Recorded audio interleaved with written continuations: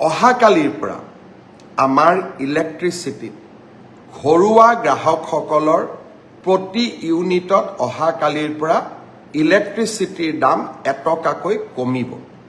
বাজেটত আমি ঘোষণা কৰিছিলোঁ যে মে' মাহৰ পৰা প্ৰতি ইউনিটতে এটকাকৈ দাম কমিব। অহাকালিৰ পৰা দাম কমিলেও মে' মাহৰ বিলখনতহে আপোনালোকে ইয়াৰ ফলাফল পাব, কাৰণ কালিৰ পৰা আপোনালোকে যি ইলেক্ট্ৰিচিটি ব্যৱহাৰ কৰিব তাৰ দাম আমি এটকাকৈ প্ৰতি ইউনিটত কমকৈ ল'ম। উদ্যোগ খণ্ডৰ বাবে আমি 25 পইচা হ্ৰাস কৰিছোঁ আৰু ঘৰুৱা উপভোক্তাসকলৰ বাবে এটকা হ্ৰাস কৰিছোঁ। স্মাৰ্ট মিটাৰ ব্যৱহাৰৰ কাৰণে আজি আমাৰ ইলেক্ট্ৰিচিটি বোৰ্ডে ৰাজহ সংগ্ৰহৰ ক্ষেত্ৰত ভাল ফলাফল দেখুৱাব পাৰিছে। আৰু আমি যেতিয়া বেয়া ফলাফল দেখুৱাওঁ, আমি কাৰ ওপৰত ইলেক্ট্ৰিচিটি বিলবিলাক জাপি দিওঁ? যিসকলে সদায় নিয়মিতভাৱে ইলেক্ট্ৰিচিটিৰ বিল দিয়ে।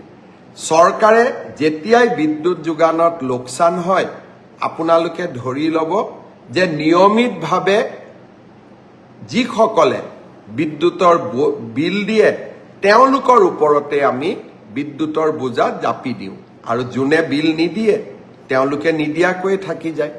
ৰাজ্যখনৰ 30 লাখ গ্ৰাহকে আজি স্মাৰ্ট মিটাৰ গ্ৰহণ কৰাৰ বাবে ৰাজহ বৃদ্ধি পাইছে আৰু বিদ্যুতৰ সৎব্যৱহাৰৰ ফলত প্ৰতিজন গ্ৰাহক তাৰ পৰা উপকৃত হৈছে। আৰু আজি আমি তাৰ বাবে এটকা দাম কমাবলৈ সক্ষম হৈছোঁ। এই বছৰৰ শেষৰ ফালে মই চেষ্টা কৰিম আৰু এটকা, আৰু যদি এটকা নোৱাৰোঁ অন্ততঃ 50 পইচা আমাৰ দৰিদ্ৰ আৰু মধ্যবিত্ত গ্ৰাহকসকলৰ বাবে হ্ৰাস কৰাৰ বাবে আমি আৰু এটা প্ৰচেষ্টা ল'ম। শ্ৰদ্ধাৰ ৰাইজ, চৰকাৰৰ লাভ আৰু লোকচান এই দুয়োটাই ৰাইজেই তাৰ শেষ হিতাধিকাৰী।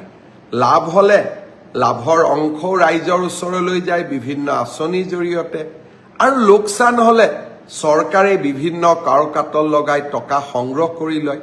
সেয়েহে মই বিশ্বাস কৰোঁ আমি সকলো দিশতে আমি লাভত থাকিব লাগে, প্ৰফিটত থাকিব লাগে, যাতে আমি দৰিদ্ৰ আৰু মধ্যবিত্ত সমাজখনৰ পৰা তেওঁলোকৰ বোজাবিলাক আঁতৰাব পাৰোঁ। আৰু সেই দিশতে অহাকালিৰ দিনটো আৰু এটা প্ৰাপ্তিৰ দিন হ'ব। অহাকালিৰ পৰা ঘৰুৱা উৎপাদকৰ ইলেক্ট্ৰিচিটি বিল এটকাকৈ হ্ৰাস পাব।